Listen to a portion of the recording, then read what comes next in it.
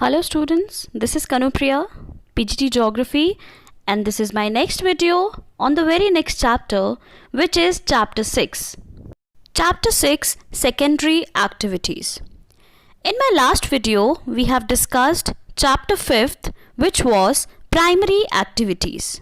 As we all know, economic activities are those activities which generate income. So the first economic activities that we have discussed in chapter 5 is primary activities.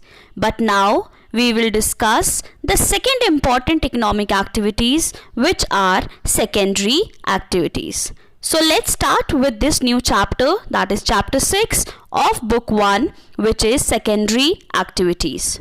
Before starting the topics of this chapter, let's first understand what are secondary activities. Secondary activities add value to natural resources by transforming raw materials into valuable products. In primary activities, we have studied that primary activities are those activities in which people are directly dependent upon their environment for the raw materials. But now, in secondary activities, we add value to the natural resources by transforming the naturally occurring raw materials into valuable products. So, secondary activities increases the value of naturally occurring raw materials by making them into more valuable products. Secondary activities are concerned with manufacturing, processing, and construction. For example, cotton in the ball has limited use, but after it is transformed into yarn, it becomes more valuable and can be used for making cloths. Here you can see an example, cotton, which is a naturally occurring raw material. It has limited use and it is less valuable, but after it is converted into yarn, that is fiber, it can be used for making clothes, which becomes more valuable. This means secondary activities with the help of manufacturing, processing, and construction convert the naturally occurring raw materials into more valuable products. Here we can quote another example related to it. Iron ore cannot be used directly from the mines, but after being converted into steel, it gets its value and can be used for making valuable machines, tools, etc. This means that iron ore, which we extract during the mining process, cannot be used directly. So it has to be converted into steel, so it gets it more value. And now that steel can be used for making more valuable machines, tools, etc. The same is true of most of the materials from the farm, forest, mine, seas, oceans, etc. So these naturally occurring raw materials we can transform into more valuable products with the help of secondary activities. And secondary activities includes industries, factories, etc. Now comes manufacturing. What is manufacturing? Earlier, the literal meaning of manufacturing was made by hand. But now, the concept and definition of manufacturing has changed. Now manufacturing involves the full areas of production, either it is handicraft or molding iron and steel or making out toys or to assemble computer parts or making space vehicles. All these areas of production are now involved in manufacturing. The main characteristics of manufacturing are application of power. We require power in the form of technology for manufacturing a new product. Second is mass production of identical products. That means a same piece is produced on a very large scale under manufacturing. Third, specialized labor.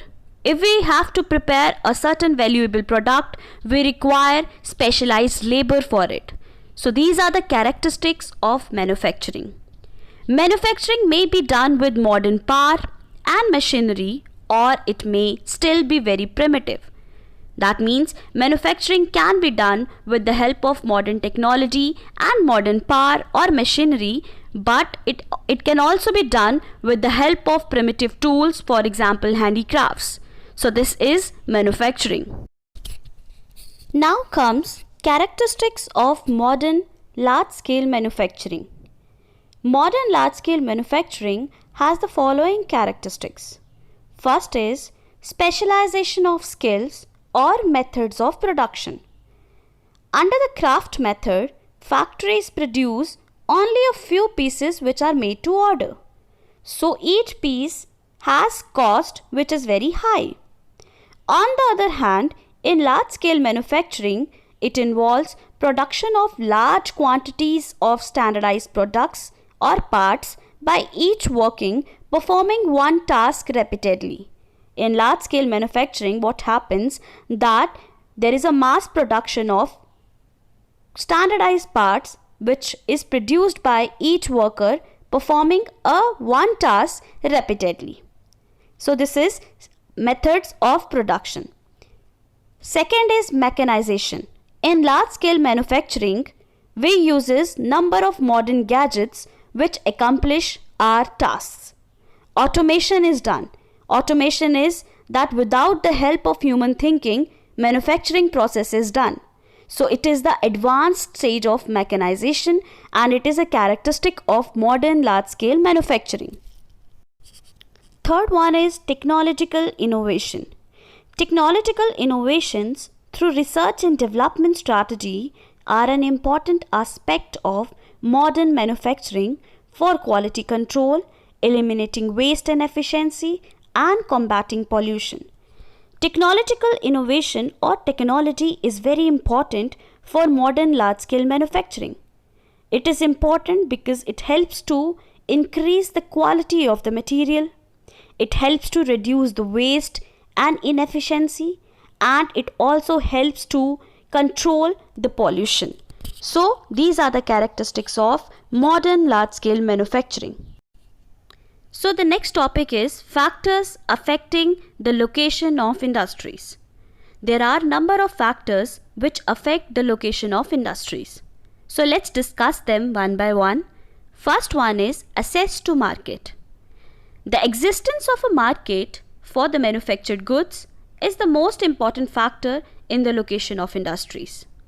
Market means people who have a demand for these goods and also have the purchasing power to be able to purchase from the sellers at a place.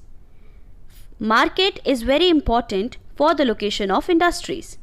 Industries will be located in those places where there is a availability of good market, where there is a demand of manufactured goods. Moreover, people living in that area have the purchasing power to purchase the manufactured goods from the sellers.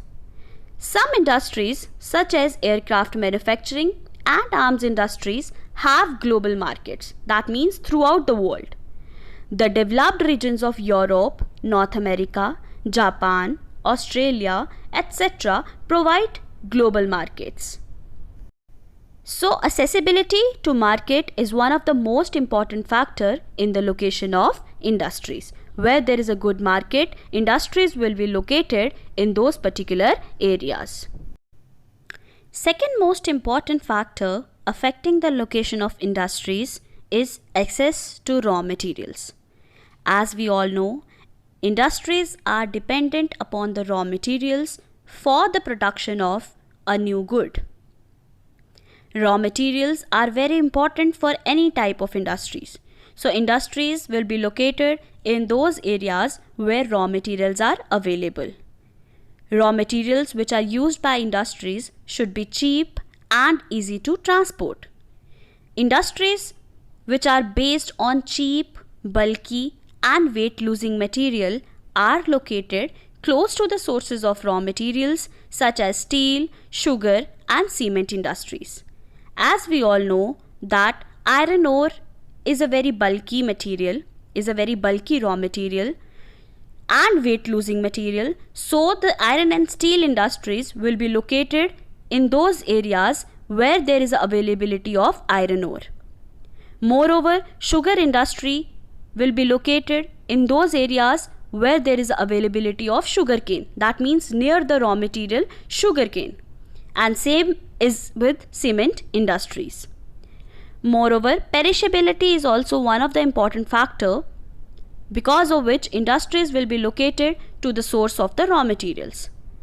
We all know that perishable products very easily and very rapidly degrades, and because of which industries which uses these perishable products are located near to the raw materials, like for example agro processing, dairy products, etc. So this is access to raw materials. Third one is access to labor supply. As we all know, for any industry, skilled and semi-skilled labor is required. So some types of manufacturing still require skilled labor. So it also affects the location of industries. Where there is availability of cheap, skilled labor, the industries will be located in those particular areas. Next is access to sources of energy.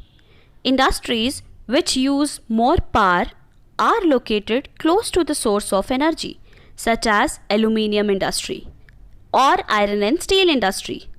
Iron and steel industry uses coal, manganese, iron ore, water supply, etc. So these industries uses the sources of energy. So these industries like iron and steel industry are located near to the sources of energy. Earlier, coal was the main source of energy. Today, hydroelectricity and petroleum are also important sources of energy.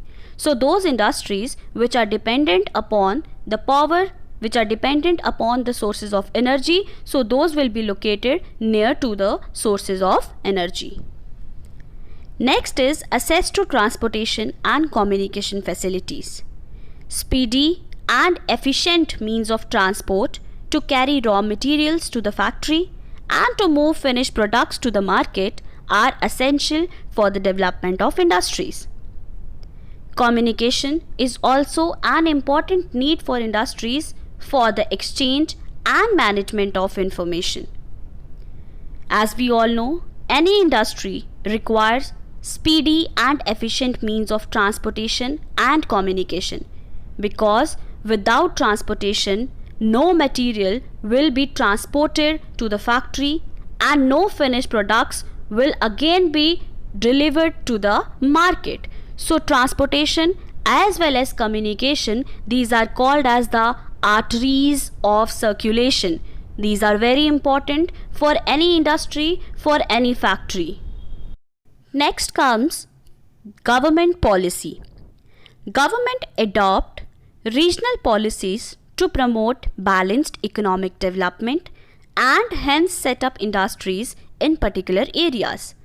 As we all know, there is a vast difference or there is a vast gap between different regions.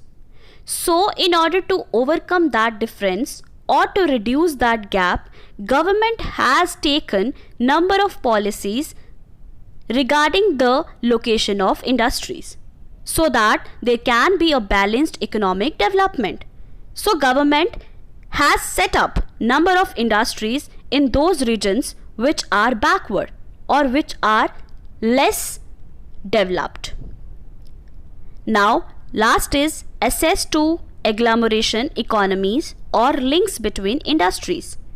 Many industries benefit from nearness to a leader industry and other industries. These benefits are termed as agglomeration economies. We know number of industries are dependent upon each other. So any industry which is dependent upon the leader industry for their products or for their raw materials, so these benefits are called as agglomeration economies. So this is the end of the topic, that is factors affecting the location of industries. So there are number of factors which affect the location of industries which we have studied, like accessibility to market, accessibility to raw materials, accessibility to sources of energy, transportation facilities, communication facilities, government policy, labor supply, access to agglomeration economies, or links between industries. So these are the factors which affect the location of industries. So this is all for today. I hope you have understood all the topics that we have covered today. If you have any doubts, please come up with your doubts. And moreover, you can also watch this video in my YouTube channel and do subscribe it. Thank you so much.